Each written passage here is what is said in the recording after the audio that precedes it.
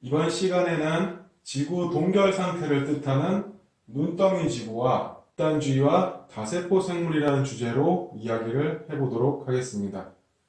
7억 5천만 년 전부터 5억 5천만 년 전까지 지구는 꽁꽁 얼어버리는 동결 상태였었는데 이것을 눈덩이 지구라고 부르고, 이 눈덩이 지구가 끝난 후에 단세포 생물들이 집단주의를 형성해서 군체를 이루게 되고 이어서 다세포 생물로 진화하는 모습이 나타나게 됩니다. 이것을 에디아카라 동물문이라고 이야기를 합니다. 이러한 과정을 통해서 세포 단위의 미생물 상태였던 생물들이 우리가 눈으로 볼 수 있는 동물로 진화하는 과정을 살펴보도록 하겠습니다. 지난 시간에 진핵세포에 대해서 이야기를 했었는데, 진핵세포를 간단히 설명하게 되면 세포막 안에 핵막을 이루고 있고, 핵막 안에 유전물질인 DNA가 핵을 구성하고 있고 세포 소기관이 있는 형태이다 라고 말씀을 드렸었는데요.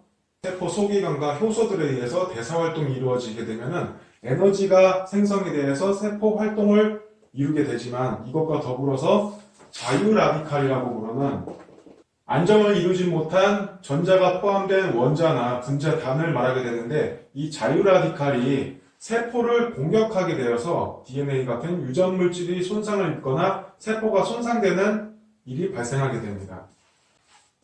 흔히 활성산소라고 해서 우리 몸의 세포를 공격하거나 노화를 촉진하는 물질과 같다라고 보시면 되겠는데, 어쨌든 이러한 자유라디칼에 의해서 DNA가 손상을 입게 되는데, 이 손상을 복구하기 위해서 진핵세포는 세포융합이라는 방법을 사용하게 됩니다. 즉, 다른 세포와 결합을 통해서 이 세포 안에 있는 유전물질을 흡수하는 융합활동을 하게 되는데, 이를 통해서 손상된 DNA를 복구하고요. 이 세포막이 허용할 수 있는 범위를 넘어서게 되면, 유전물질이 넘어서게 되면 이때는 핵 분열을 통해서 세포가 분열을 일으키게 되면서 각각의 세포로 따로 분열을 일으키게 되죠. 초기의 진핵생물은 이러한 세포 융합과 세포 분열을 통해서 손상된 DNA를 복구하거나 필요 없는 DNA를 버리는 이런 DNA 합성이 자주 일어났었습니다. 이러한 세포 융합과 분열 방법이 나중에는 진화를 통해서 유성생식으로 바뀌게 되는 거죠. 감수 분열을 통해서 세포를 나누기도 하고, 외부 세포와 융합을 통해서 DNA를 합성하는 이것이 유성생식의 토대가 되는 것입니다. 이처럼 진핵생물은 원핵생물과 다르게 진화된 여러 특성들이 나타나는데, 대표적인 특징이 방금 말씀드린 유성생식이고요. 그리고 이제 말씀드릴 다세포생물로의 진화입니다. 이 과정에 대해서 이야기를 해보도록 하겠습니다. 지난 시간에 이야기한 것을 시간에 따라서 다시 한번 정리를 해보자면, 약 40억 년 전에 최초의 생명체인 루카세포가 만들어졌고, 이 이후에 동물계와 식물계로 세포가 분화가 되었고, 35억 년 전에 시아노박테리아에 의해서 대기 중에 산소의 비중이 높아졌다라고 이야기를 했었고요. 약 20에서 10억 년 전쯤에 진핵세포가 만들어진 것으로 보인다라고 이야기를 했었는데, 기존의 과학자들은 15억 년이라고 보는 견해도 있고요, 18억 년이라고도 보는 견해가 있었는데, 최근에 아프리카 가봉에서 프랑스 연구팀이 21년 전 다세포 생물의 흔적을 발견하면서 이 시간이 21억 년 전으로 앞당겨지게 됩니다. 동물의 흔적을 복원을 하니까 이 실과 같은, 지렁이와 같은 형태의 생물체였다라는 것이 밝혀졌고요. 프랑스 연구팀의 연구 결과인 이 내용은 올해 2월에 미국 국립과학원 회고에서 발표되었습니다. 결국 최초의 진핵생물은 21억 년 전쯤에 만들어진 것이 현재까지 밝혀진 가장 오래된 기록이고요. 마찬가지로 최초의 다세포 생물도 21억 년 전쯤에 생긴 것으로 보는 게 맞겠죠. 그러나 21억 년 전 만들어진 이 다세포 생물은 이 이후에는 모습이 나타나지 않게 되고요. 6억 년 전에야 비로소 다세포 생물이 다시 등장하게 됩니다. 이것이 의미하는 바는 기존에는 진핵세포가 나타나기 위해서는 굉장히 희박한 확률로 진핵세포의 진화가 이루어졌다라고 봤었는데, 이것을 통해서 최소 지구에서는 2번 이상의 진핵생물과 다세포 생물이 나타나는 현상이 있었다라고 알 수가 있죠. 이것을 통해서 생명이 만들어지고 진핵생물로 발전하고 결과적으로 다세포 생물이 인간이 나타나는 것은 희박한 확률은 아니었다, 이렇게 볼 수가 있죠. 때문에 이 우주 어디엔가 지구와 비슷한 환경의 행성이 있다고 한다면 인간과 같은 지적 능력을 갖춘 생명체들이 있을 수도 있지 않을까, 이렇게 한번 생각을 해볼 수가 있고요. 그런데 이 원핵세포에서 진핵생물로 진화하는 과정과 진핵생물에서 다시 한번 또 다세포 생물이 나타나는 6억 년 전 이 과정에 공통점이 나타납니다. 그 공통점이 무엇이냐? 지구 동결이라고 하는 눈덩이 지구 현상이 나타났다는 거죠. 21억 년 전 진핵생물이 나타날 때도 22억에서 20억 년 전에 눈덩이 지구가 나타났었고, 약 6억 년 전에 다세포 생물이 나타날 때도 7억 5천만 년 전에서 5억 5천만 년 전에 눈덩이 지구라고 부르는 지구 동결 현상이 나타났다는 점에서 공통점이 있습니다. 즉, 지구 동결 현상이 생물 진화를 이끌게 됐다라고 할 수가 있는데, 그럼 지구 동결 현상은 왜 나타나게 되었는가? 그것을 살펴보겠습니다. 바다에서 광합성을 하는 시아노박테리아에서 광합성으로 온실가스인 이산화탄소가 산소로 바뀌게 되고요. 대기 중에 산소 비중이 높아지게 되죠. 산소 비중이 높아지니까 또 다른 온실가스인 메탄과 반응을 하여서 메탄이 대기 중에 메탄 비중이 낮아지게 됩니다. 이렇게 온실가스가 낮아지니까 기온이 내려가게 되죠. 지구의 기온이 내려가니까 태양빛이 잘 미치지 않는 양극 지방에서 빙하가 생겨나게 되고, 빙하가 중위도 지역으로 점점점 내려오게 되죠. 중위도 지역까지 빙하가 내려오게 되면 이 중위도 지역까지 빙하로 뒤덮이면서 하얀색 빙하가 태양광을 반사시키는 역할을 하게 됩니다. 태양열이 반사되자 지구의 기온은 더욱더 빠르게 급감하였고, 영하 50도까지 기온이 내려가자 적도까지 빙하가 내려와서 지구는 하나의 거대한 눈덩이가 되었다, 이렇게 이해를 하시면 되겠습니다. 지구가 눈덩이로 꽁꽁 얼어붙게 되자 생명활동이 완전히 멈춘 것처럼 보였지만, 얼어붙은 지구 바다의 바다 밑에서는 여전히 생명활동이 계속되고 있었습니다. 진핵세포는 이러한 위기를 극복하기 위해서 집단주의라는 생존 전략을 사용하게 됩니다. 지구의 바다가 얼어붙어 있지만 이 밑에서는 여전히 생명활동이 지속되고 있었고요. 아무래도 이렇게 추운 바다에서 개별적으로 이렇게 세포가 활동을 하기보다는 집단을 구성하는 것이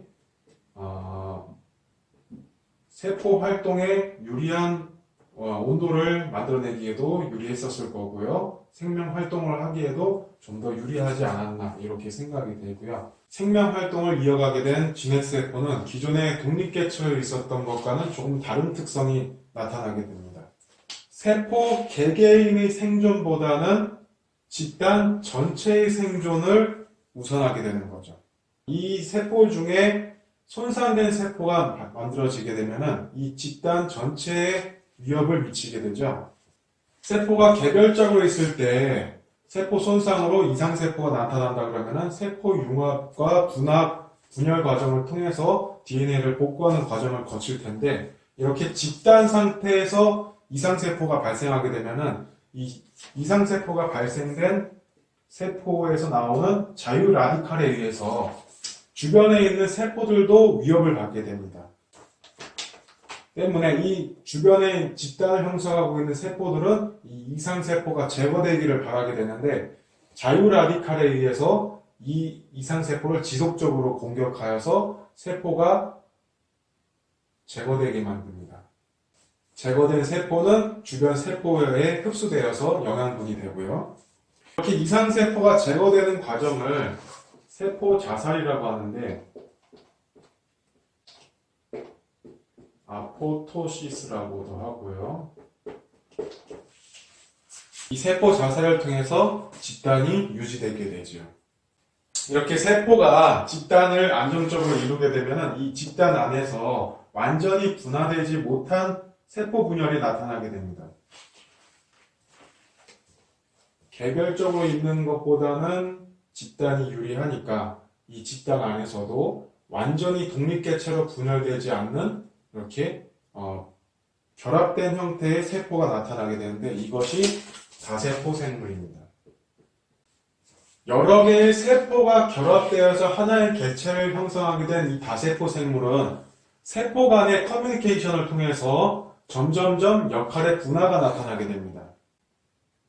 과학자들이 생명 연구에 많이 사용하고 있는 꼬마 선충, 예쁜 꼬마 선충을 예로 들어서 설명을 드리자면은 이 세포의 운동을 담당하는 근육세포가 바깥쪽에 있고요. 그리고 소화를 하기 위한 소화기관이 내부에 있고 외부의 자극을 감각으로 이해하게 되는 감각기관들이 있게 되죠.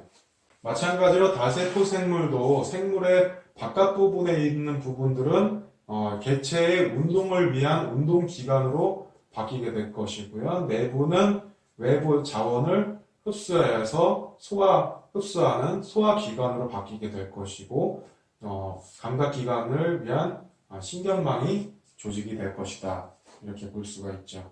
만일 기피하는 외부 자극이 계속 주어진다고 한다면 그 자극을 피하기 위해서 그 자극을 기억하고 회피하는, 조절하는 중추신경계가 나타날 수가 있는데 그것이 뇌가 발달하는 토대가 되지 않았는가 이렇게 생각을 합니다. 운동을 담당하는 운동기관 그리고 소화를 위한 소화기관 또 외부 자극을 수용하는 감각기관 생식활동을 하는 생식기관 이러한 역할의 분화가 다세포 생물에서 나타나게 되었다고 할 수 있죠. 이 감각기관은 외부 자극을 전기신호로 바꿔서 받아들이는 수용기관인데 기피하는 외부 자극이 계속 주어지게 된다면 그 자극을 기억하여서 회피할 필요가 있겠죠. 그것을 담당하는 것이 중추신경계인데 이 중추신경계에서 외부 자극을 기억하고 제어하는 뇌와 같은 기관들이 나타나게 되지 않았는가 이렇게 생각을 합니다. 이렇게 얼어붙은 지구는 내부로 수축하면서 내부 압력을 높이게 되는데 이 높아진 내부 압력이 화산 폭발의 형태로 분출되자 열과 온실가스인 이산화탄소가 나타나면서 눈덩이 지구가 드디어 녹게 된다 이렇게 볼 수가 있습니다. 눈덩이 지구가 녹자 지구 바다 밑에서 진화를 계속하였던 여러 동물들이 나타나게 되는데 이것이 에디아카라 동물문입니다. 화산 폭발에 의해서 온실가스인 이산화탄소와 열이 나오게 되고 이것으로 인해 지구가 녹게 되죠. 이 이산화탄소는 바다에 녹아들게 되고 바다에서 광합성을 하는 남조류에 의해서 산소로 바뀌게 되고 지구의 대기 비중에서 산소가 높아지게 되죠. 얼어붙은 지구가 녹고 대기 중에 산소가 높아지게 되자 생물이 살기에 적합한 환경이 만들어지게 된 거죠. 이때 바다 밑에서 진화를 하고 있던 에디아카라 동물문이 다양한 형태로 나타나게 됩니다. 해면 동물이라고 해서 바다에 붙어 사는 따개비, 굴, 산호 같은 동물들이 나타나고요. 그 다음에 물에 바다에 떠다니는 자포동물,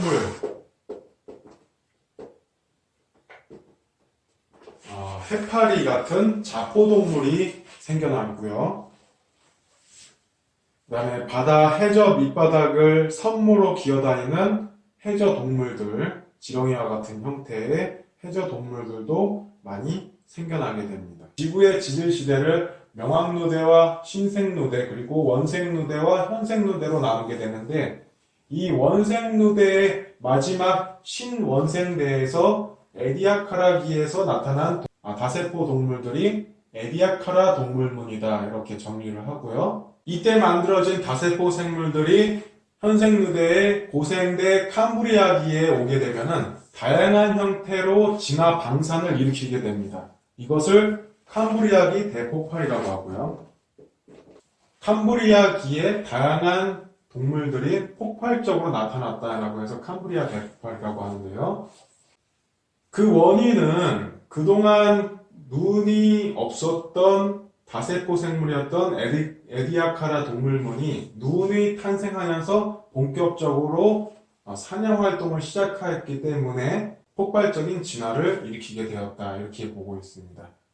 이렇게 오랜 시간을 거쳐서 세포 단위의 미생물 시대가 막을 내리게 되고요. 우리가 눈으로 볼 수 있는 생물 시대가 현생누대 캄브리아기에부터 나타나게 됩니다.